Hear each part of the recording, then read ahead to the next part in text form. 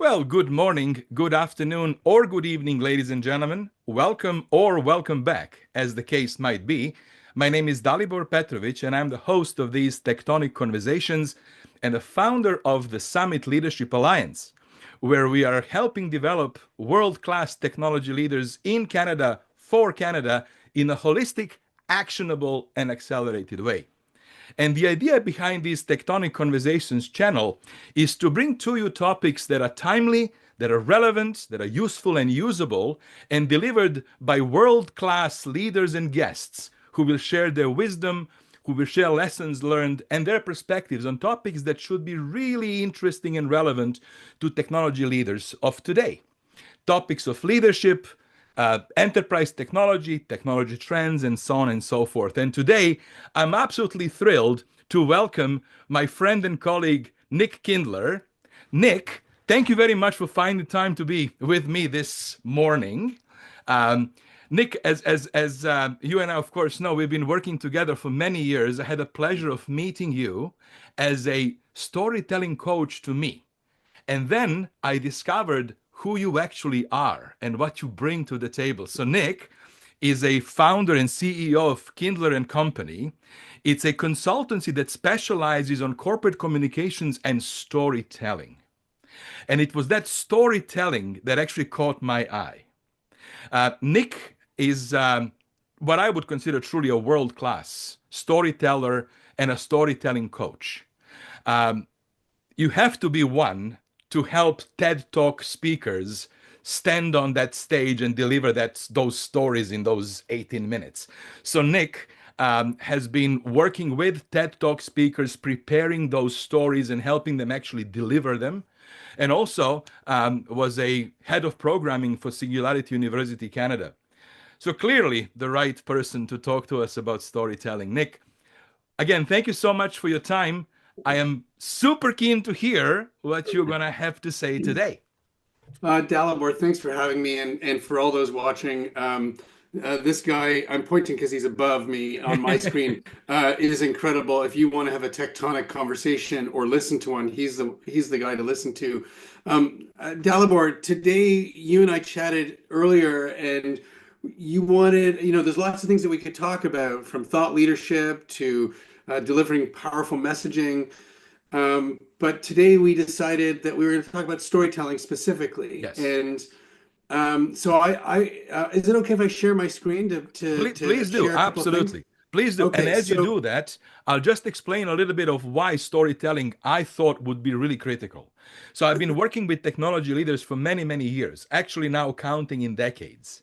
And what is becoming very, very apparent is that the expectations of those leaders who lead technology domains has elevated to such a degree that now they really need to be showing up as business executives first.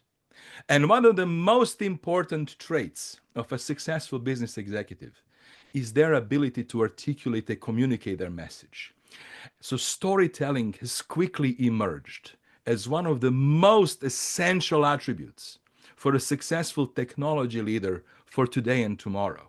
And this is particularly important for technology leaders because historically, those leaders did not necessarily need to be great storytellers. They had to be exceptional architects, visionaries, analytical thinkers. They need to understand technology. Storytelling was not one of the top 10 skills necessarily in the past, but now it's emerging as one of the few top skills that are essential for technology leaders and executives to progress further. So this is why I thought this would be really important. So Nick, I do see your screen. I'm very keen. Over to you. well, I think everything you've shared is exactly why I do and what we do at Kindler Company. And so what I wanted to do is walk you through what I'm calling the narrative effect, Yeah. which is how stories can shape us, can move us, and can transform not just us, but the world around us. And I thought I'd start by asking you, and for anybody watching, I ask you to think about this question too. Have you ever found yourself in a challenging situation because a friend convinced you to do something? And I don't care how old you were, but I can see your smile, Dalibor. Something is coming to mind, right? Uh, And you don't need to. What I love about this question, first of all, is you're traveling. We're all traveling right now, which is oh a yeah. way of storytelling in our minds. So, but I wanted to start, but like by asking that question because that's exactly what happened to me a couple of years ago, and that's exactly how I found myself hiking up a volcano in Guatemala called Acatenango. Now, let me just set the scene. Early morning, the air was very thin. Every step I took felt heavier than the last. My friend Oren had convinced me to do this climb, and he was up ahead. The climb was steep. I felt like I had the weight of the entire volcano on my shoulders pressing down against me. And as I mentioned, my friend Oren had convinced me to hike 3,768 meters to the summit of Acatenango. And the goal was to watch the sunrise the next morning. Wow. And I was fading. I was fading fast. I was certain, Dalibor, that I was not going to make it. Um, and I wasn't just battling this incline in the thin air.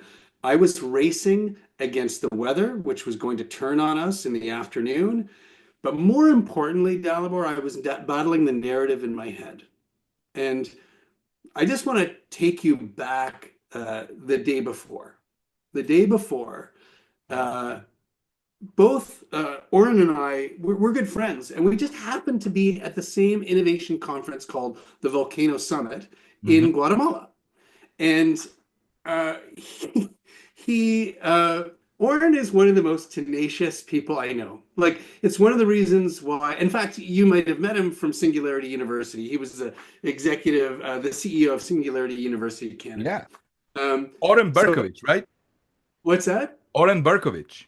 Oren Berkovich. Yeah, There he's a we go. TEDx Of course, I do know him. colleague. We collaborate a lot. And but Oren was saying to me, Nick, we should climb Akitanango. And I was considering it. And look, I exercise. I've done distance running, and I feel like I'm not in the best shape. But anyways, the long story is, I felt like, yeah, I could probably do this. But I didn't know how aggressive the climb was, and I didn't know if there was actually climbing involved. And that's kind of a no-go for me. I'm not a climber. I'm a hiker. So the other thing is, at 2 o'clock that day, the rains came, the heavens opened and the rain came down like nothing I'd ever seen. And it lasted for more than 90 minutes, probably about 2 hours. And then it just stopped and the sun came out. So Oren was saying we should go. And then the rain came. I said, no way. We're not doing this. Not a chance. When the sun came out, he said, we have to do this. We have to do this. And that's how I found myself climbing up Ooh, there we this go. this volcano. Now, two things about this photo. Number one, you can actually see, I'm going to use my cursor here. This face here is hearing the voice. Why did you agree to this? You're not built for this. I'm not joking here, Dalibor. You're going to fail. Every person that walked down past me who had seen the sunrise, I was certain was saying the same words. What is this guy doing here? He's a sucker. He's never going to make it. And with every step, every voice I heard, I was closer to turning back and actually asking those two wild dogs to lead me home, right?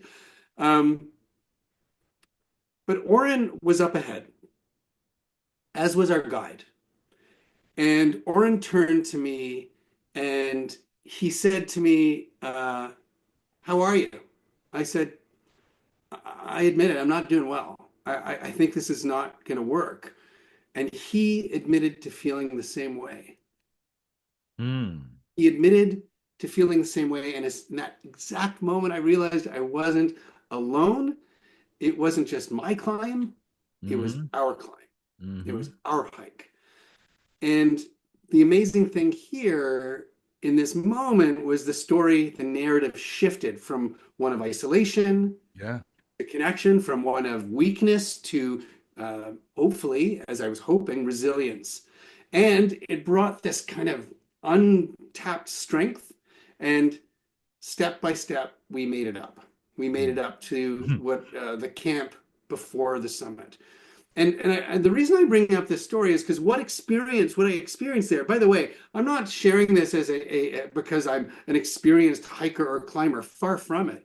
What I'm experiencing in that moment is what psychologists call narrative reframing, which is changing the story that we tell ourselves to unlock other opportunities. There is an area of psychology called narrative psychology, which means that the stories we tell ourselves really either propel us forward or hold us back. Yeah. And so the power of storytelling isn't just how we communicate, it's how we choose, to define our experiences. Yeah. And sorry, I just realized I moved the slides around. There we go. It's how we decide to choose to define our experiences and define the world around us. And the stories you tell yourself can help you see things differently. And if that's the case, then what about the stories that you're telling others? Yeah. And what about the people that you're leading? What stories are they telling themselves? Hmm. So I wanted to bring up this guy here, which is Yuval Harari, and Yuval Harari has written a number of wonderful books, and I think his latest is just to the left of There it you, is. Nexus. Nexus. And Yep. it's literally all about information networks. And the very first chapter is about storytelling, which is, as he points out, the very first innovation technology that was created. Yeah. Now, I'm not going to go into the chapter on storytelling by Yuval Harari, but I do want to point out something he shares, which is that humans are the only mammals on the planet that can share stories. Yeah. We're the only ones that can actually describe a fictional reality. Correct. Like a chimpanzee might say, oh, look, there's a lion, let's run away. Or look, there's a banana, let's eat. But we can imagine, I wonder if I go on safari, if I will get to see a lion. And what if I do? Or I'm hungry. Maybe I'll have a banana. I'll go and buy a banana, but on the way to the store, I'll also get peanut butter and I'll have peanut butter and banana. Like that is a fiction that we've created, Yeah. a story that we're not a great story, but the one that we're creating in our head. Which begs the question, if storytelling is second nature to us, it's a part of who we are from the dawn of civilization. Why are we not experts in using this first technology? Why are we not doing this? And I'm going to pause here. Why do you think at Dalibor that's the case? Well, good question. Actually, you are right. I actually read that in the *Sapiens*, the first book that he published, and it was the moment of awakening for me. That actually is the differentiating factor that we as humans have as opposed to anyone else. I think that probably the part of that is because we happen to be living in the day-to-day reality, struggling with day-to-day tasks that I think, that ability to actually talk fiction has potentially atrophied, or maybe has not been seen or recognized as for the power that it has, and Beautiful. therefore people have just sort of digressed into struggling with their reality tasks, going from one to the I other. love the fact that you use the word atrophied. And I think there's so I love the way you describe that. And I've got a couple of things that I think have happened that I want to point out before we get into how to tell better stories and tools that you can use. Um, I think the problem fundamentally stems from the fact that we're incredible, that humans are the most amazing creatures on the planet. And I don't mean that in a conceited way. I just mean that we Oh, I have done agree. the most amazing things. And the exponential growth of technology has made our world both smaller and more challenging to navigate. So we are living in truly one of the most remarkable times, and it keeps we are seeing the output of these remarkable times. It's the growth in technologies have become exponential, and we've talked about this in the past. And then the convergence of those exponential technologies are creating new technologies. I mean, look at just the incredible creation of ChatGPT or any of those AI tools. They are literally the combination of different AI tools brought together to create what you could say is magical, right? I mean, it literally, if we'd used this 100 years ago, people, we would have been the Wizard of Oz, truly, right? Probably 10 years ago, not 100. It's true, actually. Yeah. So the reason I bring this up is there's yet another layer, right? Which is that we have this amazing growth in technology. And in every industry, things are getting more and more complex. So the leaders that we're specifically talking about and that we're hoping to connect with through these tectonic conversations that you're having are experts. But they're experts in these areas that are consistently changing, and they're not necessarily taught how to tap into this tool of storytelling and effective communication. And then there's yet another layer, which is that all these amazing technologies are also influencing the communication technologies we use. Yeah. So these tools are helpful, but they're layered into the industry and the activities of the leaders, so that we have this almost quagmire of leadership. I mean, there's really three core problems. Number one, all of these tools and all of these changes create a lack of time. Everybody's time starved. Yep. And in my, everybody, if that doesn't apply to you, then please email me, nick@kindlerandcompany.com, and let me know what you're doing, because I want to know. Number two, that lack of time creates a lack of clarity, of understanding, of messaging. And that third piece is that lack of clarity creates a foundation, an erosion, if you will, of the foundation of leadership. Because if we're not clear on what we want to do and what we want to say and consistent, it erodes our ability to lead and to make real change. So those are the problems. And what I have done in my first book, that made it sound like I've written my second book. I'm writing another book. What I wrote in my book, Impact, is the principles, if you will, of communicating with impact. The first principle is simplify. The second principle is transform. And the third principle is perform.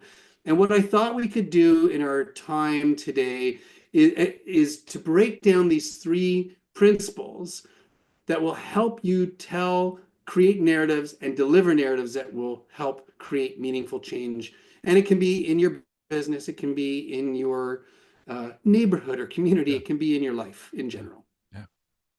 Wonderful. Okay. Sound good? Oh yeah. Oh yes. Okay, so let's talk about simplify. And there's a great way to do this, to think about this. We know we all want to simplify our messaging, right? But I don't have time. I'm racing from one thing to another. So what do we do? And one thing you can think about is just borrow from other ways that you simplify in your life. So just think about how you chose that incredibly dashing shirt today, Dalibor, or maybe you've got other spectacles that you choose each day. Or my jacket. Why did I choose? Of course, we went to the structure of the closet. There's hangers. There are shelves. There are drawers. This is a very simple metaphor, but literally what we're doing is simplifying with structure. And that is exactly what we need to do with our messaging, with our communication, and with our storytelling. If we think of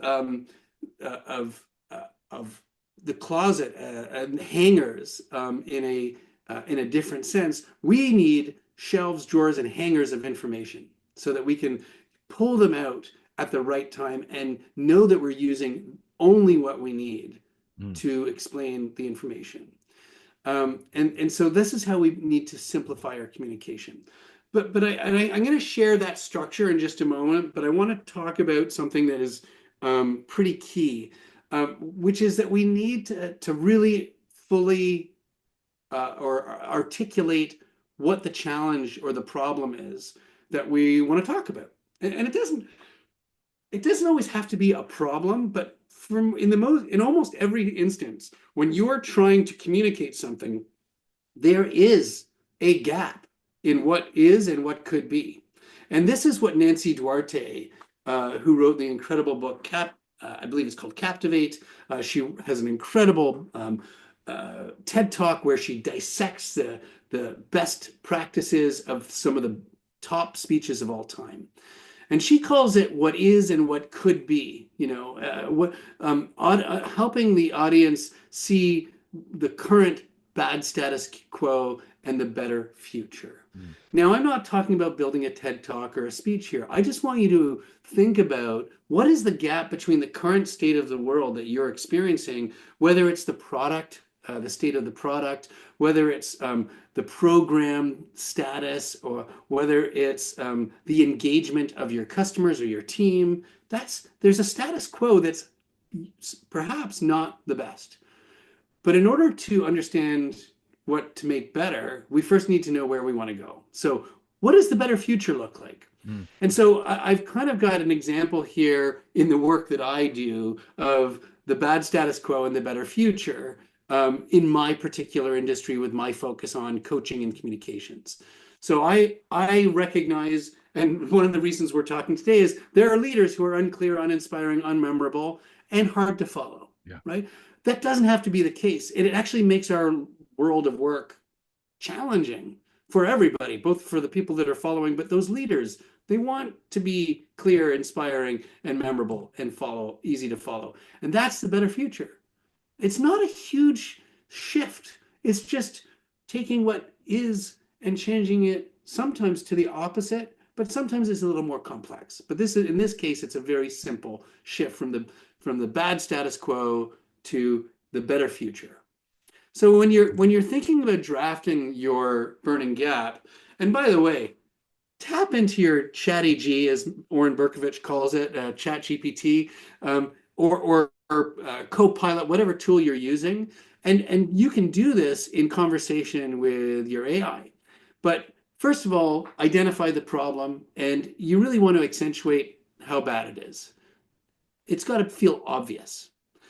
And then be aspirational about that better future, but not so aspirational that it's like not realistic. It has to be grounded and relevant, and it really has to connect. And this is the most important thing on this slide. And what I'm saying right now is it has to connect to what you want to share, what you're communicating about, the story you're going to share. So that's the first step before you kind of break down your structure. And then what I'm going to share with you, I'm actually going to break this all down so you can see it in its entirety, is this is the communication canvas. And to be frank, this is something that I used before I started working with TED speakers. I've evolved it from my working with TED and Singularity University faculty from around the world. And I continue to evolve it. But it can also be used not just for speakers and keynotes, but for breaking down important information at any level. And so you can see that we start with a story, a lean in that gets your audience engaged. It links to a purpose, why you're there. And we're going to spend a few minutes just breaking that down. And then, of course, there's the essential messages and the support for those messages. By the way, this in here is where we get the data, the statistics, maybe even other stories to bring these messages to life. But we are not going to bring data to life up here or here. People are going to get lost. And we'll explain that again as we get deeper into storytelling.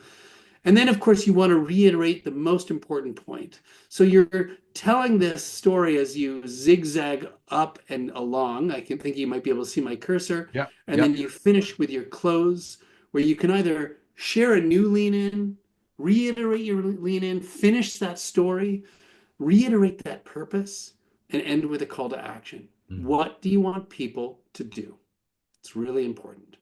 This is to me, this is the money slide. This is the model that people need to soak in and understand. And I love the lean in. Like, is it fair to say that the opening story about your mountain climb is kind of a lean in? Yes, exactly. Yeah. You read the book. There we go. Yeah. Yeah. That's exactly it. I use that story because, and by the way, I did what my friend Ron, who's one of the best speakers I know, Ron Tite of the Tite Group, he calls it a soft opening. Yeah. Because I asked a question that got us in, and then I was able to tell a story that people could start to relate to because but that's the lean in, that's the process there. Yeah. Now, I want to take a moment though and break down one of the hardest pieces of this puzzle, if you will, of this structure. But once you get that, everything else follows. And you'll see that I've numbered it. Number one is the purpose, though, and that is in order to create that purpose, you need to answer three questions. And by the way, these three questions simplify complexity. Mm. Mm. So what are they? They are, what is it that you're going to talk about? How is it different? And why does it matter? Mm. So what is the topic or subject that you want to dive into? How is it different? And this is really key. Like we need to identify the difference of this topic from others. If you're in, and I don't mean because you're in sales or marketing, if you're speaking to your board or your senior leadership team, if they've heard likely this subject or topic before, so how are you going to make it seem different? And then finally, and the futurist in me loves this question: why does it matter? How does it make a difference in the future? Yeah. What change will it make? So I decided to, in preparation for this talk, to share one about this talk, Okay. which is this is what is it? It's a talk on strategic storytelling. Yeah. And why is it different? It can help anyone clearly communicate their ideas.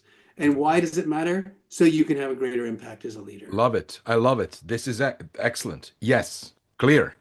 It's clear, Clear. but it happened like that. I just need to be clear. Like I need to be honest, I guess, is and transparent. This didn't happen because I just answered those questions. I needed to really think about, write lots of things down and then edit it down. So that topic, get it down on your paper as a description. It's going to help provide the context for your audience. It has to be relevant to them. The how is going to advance that topic. And this is how you can make it unique. The verbs you choose to move that topic forward are going to make it different. Yeah. Yeah. And then finally, the why. This is the benefit to your audience, right? This is the result of the what and the how. This is the so what. This is what's going to happen so that if we do this and this, so that we can do this. Yeah. So together, the what provides the context, the how provides differentiation, and the why provides the impact. Yeah. And if you bring it all together, it's all the information you need to create context for your audience here. And that's stage one. That's the purpose. That's where we start. You start to create. Starts to create. That's Then right. you can, because then the messages are going to come easily or more easily. And then the support, you've got it up here already, or it's easily accessible usually. But you need to make sure you're choosing the support that matters most to that essential message. The most important point is just reiterating what you've already told them. There's a saying in communications: tell them again, and tell them what you told them. Well, that's what we're doing here. Mm-hmm. Mm-hmm. So now that you've got these 1 through 4 layers, the rest should come even easier because now you know exactly what you're going to share. So the story you tell You can can pick your link. You can actually now pick the appropriate lean in, right? bang on it. Exactly. And then you also know how to close. And there's some shocking statistic out there that is like, I think it's like 46% of employees rarely leave a meeting knowing what to do next. Hmm. And so that call to action that I touched on earlier, I'm just going to reiterate it again here. What do you want people to do? Like today, I want everybody to use storytelling. I'm going to ask you a question at the very end. What can you do to embrace storytelling in your daily work? How are you going to do it? I've kind of cheated because I've asked you the question, but you'll see that's my call to action to you. So this is the canvas. This is literally the first principle, how to simplify your message using structure. And for the benefit of time and sake of time, because I can see that we're moving on, and I do have, we do need to move on. The second principle is transform. And I want to talk about a couple of things here. Karen Blixen, who wrote the book Out of Africa, said, shared this incredible quote: "To be a person is to have a story to tell." And we all have stories to tell. And the reality is, when we tell a story, share information in a narrative, people are going to remember it up to 22 times more than facts alone. And that's because there's a lot of stuff going on in the human brain. And what I wanted to do was show you the difference between your brain on data and your brain on stories. When we're telling stories, or when we're sharing just data, information, there's only two areas of the brain that are being activated. But when we tell stories, there are 7 areas of the brain, including the sensory cortex that perceives texture through touch. Wow. So literally, you're creating an engagement mechanism that people you're unconsciously connecting with people in the audience and engaging with them in a way that you didn't know you could. This is amazing.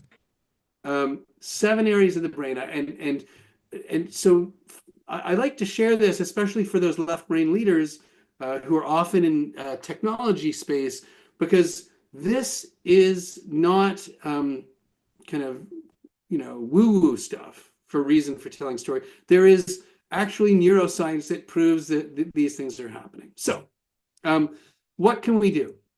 Number one, we can follow the leaders. And the leaders in storytelling are some of the best.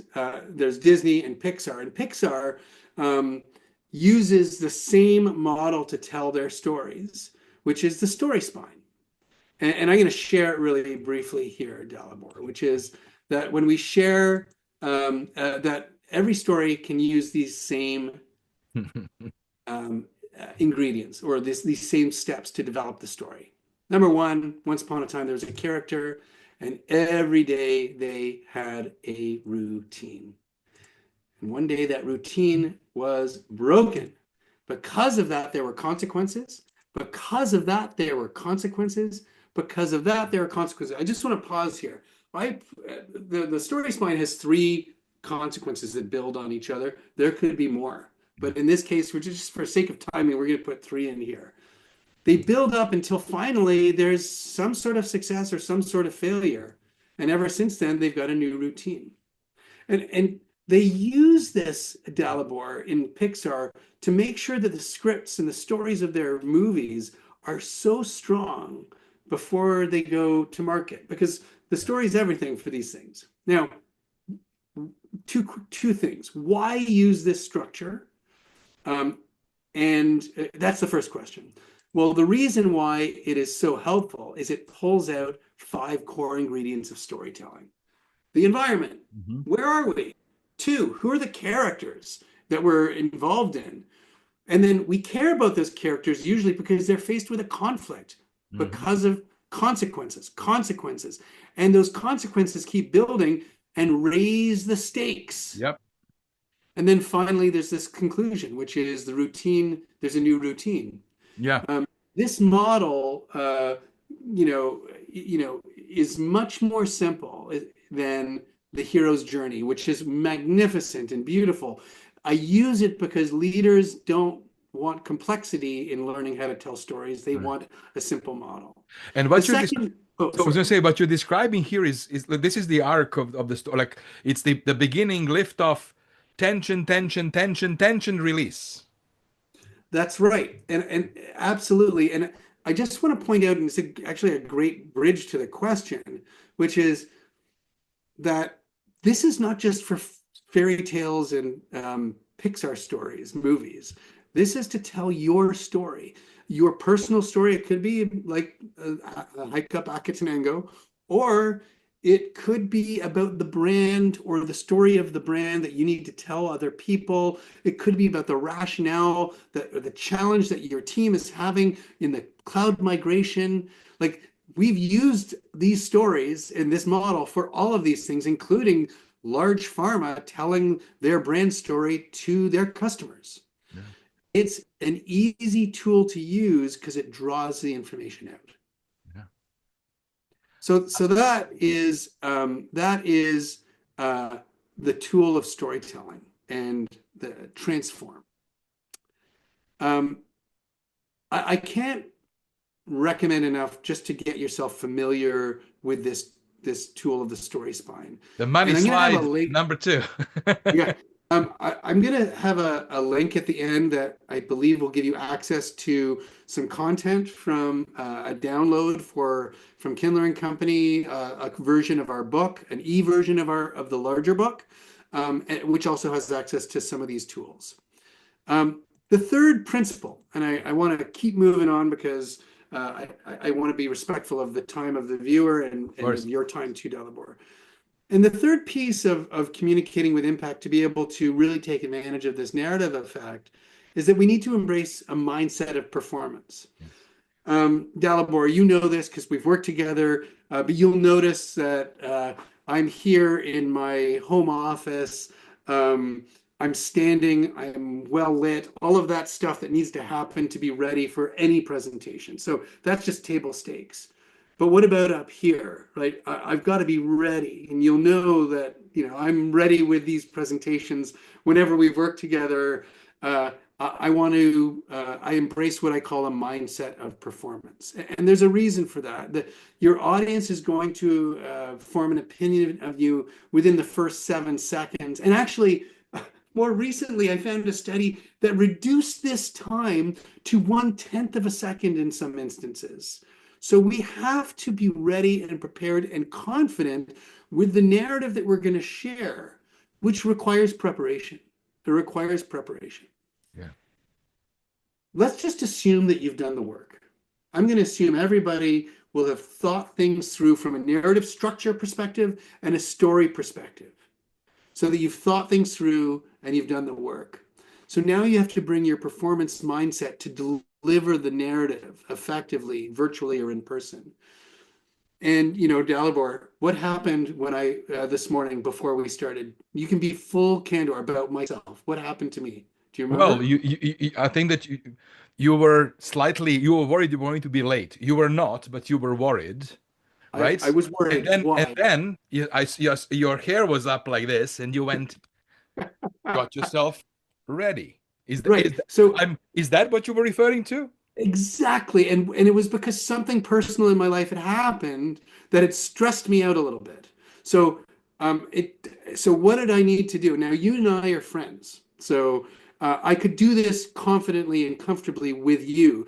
I would probably not do that if I didn't know you so well. I would step aside, catch my breath, look at my hair, take a breath, and step forward and be ready to present. I was ready to present. Everything was set, but my mindset wasn't there. Mm. And what you probably noticed happening was an evolution in how I was actually holding myself. This is what I call, of course, the evolution of humankind.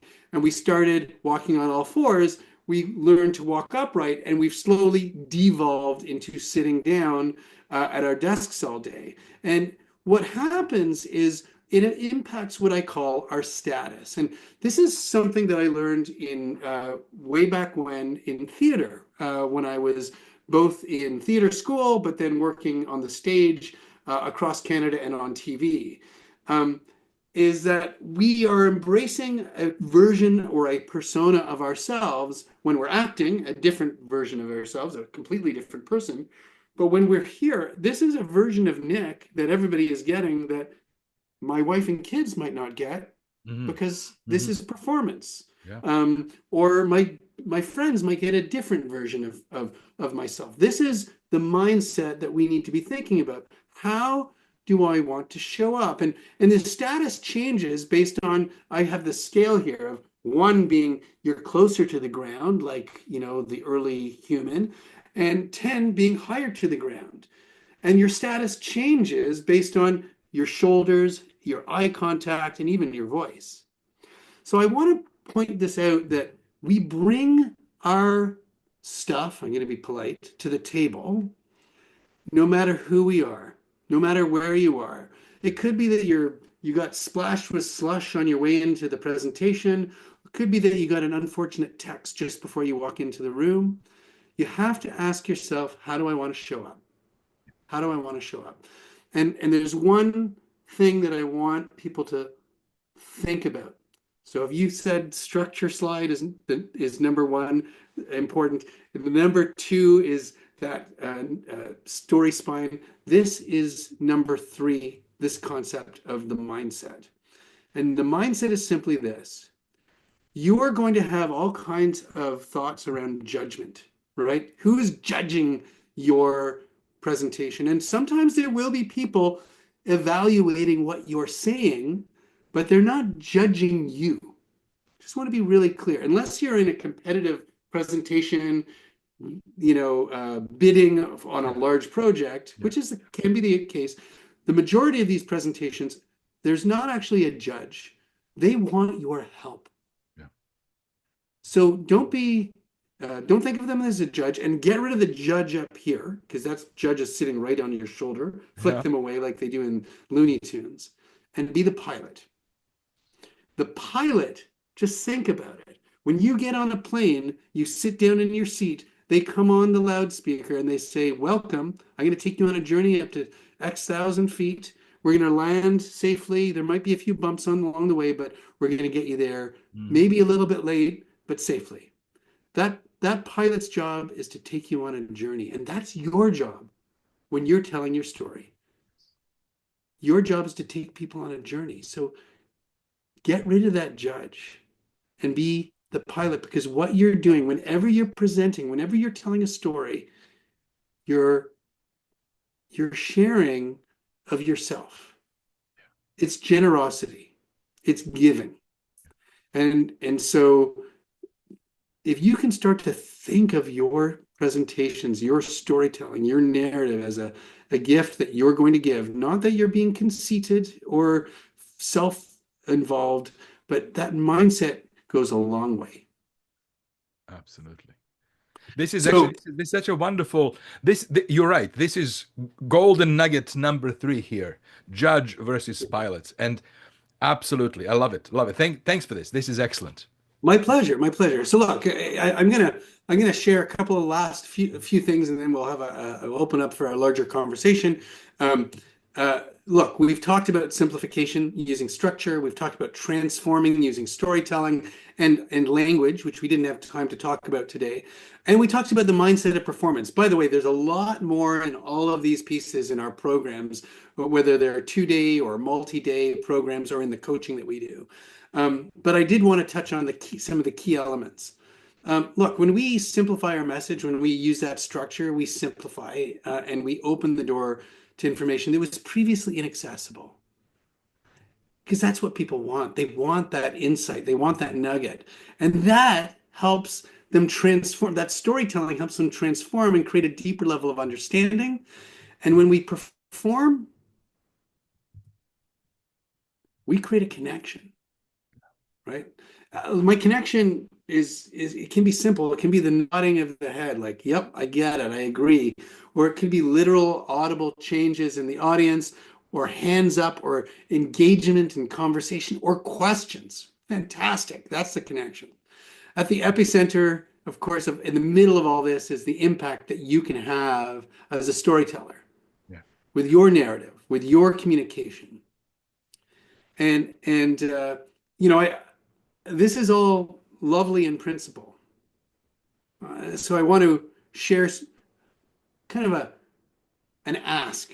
And I'll do it by kind of asking you a question, Dalibor. And I don't know if I've ever had the chance to ask you this. We all have pastimes that we love, like hobbies, right? My wife does this literally, the sourdough. Every week we have these beautiful fresh loaves. I love skiing. I do love tennis. I also, as you can tell, I play guitar. It's one of my hobbies. What about yourself? which one do you, what do Okay, you have? a lot. I got a lot of interests and hobbies. So probably music would be number one. So I have a couple of friends, and we have a bit Beatles. It's not. It's a a cover band, and we do actually Okay, go around Dalibor, town and play we're gigs. gonna And have that to that'll find be time my to thing. jam. You and I are gonna have to find time to jam. So that's perfect. Okay, Hallelujah. so Dalibor, let's talk about it. When did you and what do you play? I play rhythm guitar and I sing. Awesome. Yeah. I So again, I can't wait to talk to you more about this. But for the purpose of this, how long ago did you take up guitar? Oh, a long time ago. Long Okay. time. Yeah, maybe I So, was 10. so when you started, you were what we would call unconsciously incompetent. You're like, Definitely. this is going to be amazing. I'm going to be a rock star, right? Or Oh yeah. maybe you've had other things, but you like the Beatles and you wanted to play Beatles, Oh and yeah. then you picked up the guitar, and it was like, this is hard. It hurts my fingers Oh because yeah. I'm not calloused yet. I don't have the motor skills down yet, or I haven't mastered. You were what we call consciously incompetent. But Yeah. then time goes on, you got it, right? You've become consciously competent. And then, of course, you become so good that your friend goes, hey, let's do Blackbird. Should we do Blackbird? And you go, no problem. You pick it up and you do There it we right away. go. You've got, like, how did you do that? I don't know. I just do it. That's called Incredible. unconsciously competent. This is the fourth gold nugget slide of today. So, so look, here's the thing, and you know this as a player, and I do too, it never ends. Yeah. And so I've shared a lot of tools and techniques today for viewers to use to become better at communicating and better storytellers, to really create a narrative effect. And what I'm really talking about here is practice, right? Yeah. And I really want to stress here that as we know, perfection is the enemy of great, right? So practice does not make perfect. Practice makes leaders Mhm. in every area. Yeah. This So I'm this just is the gonna number five, the gold nugget number five. so I wanna finish by just taking us back to Akatanango and that struggle up. And I stood at the peak looking out along the horizon. I felt the weight of that journey, the reward of pushing through my narrative of doubt and reframing that narrative. And the view wasn't just breathtaking, it was symbolic Mm. because it wasn't just about reaching the summit, it was about the clarity and connection and mindset that I needed. I had to quiet the noise in my head and focus on one step at a time, just like we need to simplify our narrative. Yeah. I had to share my strengths and tell my story to Oren. And that simple act of connection helped create a deeper level of understanding between the two of us and help make the impossible feel possible. And then, even with that new story, right in my head, I had to perform, I had to act and take those steps and get up to the summit. And I did. Wow. Look at that. Wow. A friend of mine says to me quite a bit, today is a gift. And Yeah. Wow. I believe that. I believe every day is a gift. And I also believe that communication is a gift, and it's one we don't take seriously enough. But when we simplify our messaging, we transform it with story, and we perform it with the right mindset. Our stories can move others in ways that we can't even imagine and inspire meaningful change. Beautiful. So, my Wow. question for you and for everybody watching is, if storytelling is a gift, if communication is a gift, how are you going to use it to help others see things differently and create meaningful change? Outstanding. Thank you very much, Nick. This has been fantastic. Obviously, we have recorded this conversation, and soon it'll be available on the Tectonic Conversations channel. Nick, before we wrap up, if you don't mind me asking you to maybe just describe a little bit about what Kindler and Company does, and sort of what is your angle and differentiation, and how should people get to you if they want to learn more?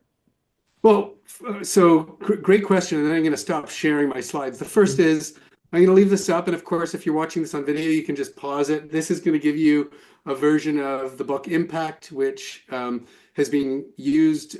These tools that I've mentioned are all in there, and the processes literally will coach you through the process of improved storytelling and communication. And then if you want to learn more, you can reach out to us you can find me on LinkedIn and on Instagram, but Nick at kindlerandcompany.com, kindlerandcompany.com, and my number is up there as well. But what do we do? We help leaders and organizations identify and articulate their stories so that they can move their teams and key stakeholders forward and make the changes that they need to make. That's what we do. Nick, fantastic. Thank you very much for your time and for your wisdom that you've shared. This was fantastic. For the audience, thank you very much for your attention. This was another one of our tectonic conversations, and I look forward to welcoming you back to many, many more of conversations of this type. If you have any questions and comments, feel free to email me, like and subscribe, of course, to this channel, and I look forward to seeing you all very soon. Thank you very much, and goodbye. Thank you. Bye-bye.